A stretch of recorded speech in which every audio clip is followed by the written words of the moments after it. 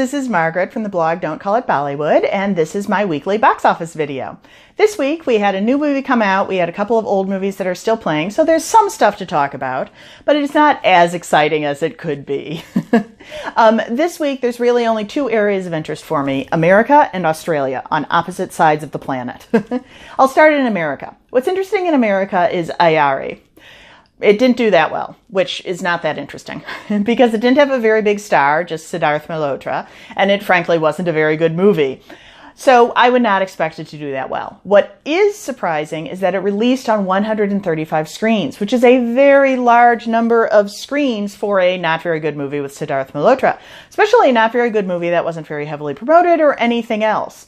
And doing 2,000 on 135 screens is actually kind of impressive. That means the overall total is really good. And if it had released on what I would have expected the number of screens to be, something closer to 90 or 80 or 100, it would have been more like 4,000 per screen, which is very respectable for a Siddharth Malhotra film. I think that's about the same that Ittifaq did, and I was quite impressed with that. So, Aiyaary, weird large number of screens. Similarly, Padman, also weird large number of screens. It's still playing on 152 screens, the exact same number that it had opening weekend. And it only made $4,000 per screen opening weekend, which is not the kind of, oh wow, impressive figures that you would think would make a movie theater want to carry it over on the exact same number of screens. So that's strange too. Not strange, Padmavat finally down to 109 screens, which is where it should be in week 4. I was surprised in week 2 and 3 that it was almost at the same number of screens as week 1 as the per screen figures continued to drop. Nobody was moving.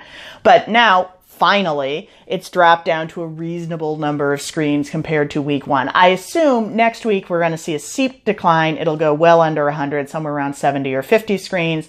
And then by week 5, it'll be down to 20. And then by week 6, it'll be on like 8 weird, funky theaters somewhere in America and not playing anywhere else. So finally, that one's looking normal.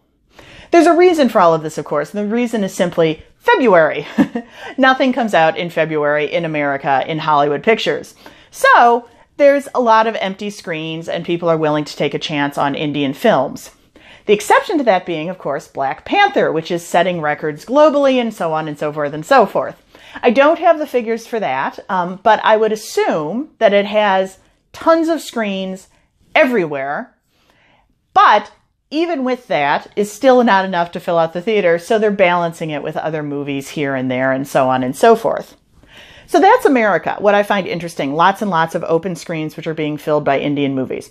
And also not necessarily a good thing, because you want them to do spectacularly well per screen, not just like, well, we might as well throw it in. Because you need that spectacularly well to get people to keep playing Indian movies, even when it's not February. Other half of the world, Australia. Now, what's weird in Australia is Aiyaary is doing phenomenally well. And I have no idea why. Because it's not that good of a movie. It is the kind of movie that Australia usually likes. It's got, a little bit of action, a little bit of thoughtfulness, some pretty action-type heroes. That's the sort of thing that tends to do well in Australia. But what's really strange is that Padman is dropping in Australia, and in America, by the way. This is typically the kind of film that's rock solid. This is why Akshay has built his career the way he has the past several years, because his films do well opening weekend and then just keep running. They're not major hits, but they're successful. And Padman, no, it had a decent opening, but then it's dropping very rapidly. It's already down to 2,000 per screen, which is not good for a second week of a film that you're hoping will continue to run. And it should not be on that many screens anymore. It should be down a lot fewer. Australia, it's even more dramatic, especially because they usually love Akshay down in Australia, so I don't know what's happening there, and I don't know why Aiyaary is huge. What does make sense to me is that the new Punjabi film is also doing phenomenally well in Australia. Punjabi movies always do well in Australia. And it's doing well in the UK, which is a semi-new market for Punjabi films. Not new like Punjabis are new to the UK. Obviously, that's not true. But new like distributors are beginning to send more and more films there, and the audience is responding immediately. So that's good for the Punjabi market, I guess. Not so good for the other areas where people are beginning to drift away. Generally, what I'm wondering, looking at the Black Panther figures, which I haven't analyzed in detail or anything, I just sort of know what everybody else knows, combined with the amazing run Padmavat had and the way Bahubali was responded to earlier last year, compared with how Padman, a kind of film that just a year and a half ago would have done phenomenal business, is dropping off, it makes me think that the audience in general, globally, is looking more and more for fantasy rather than sort of social issue dramas. Not that they can't deal with social issues, but that we want them to deal with social issues in a big, spectacular way.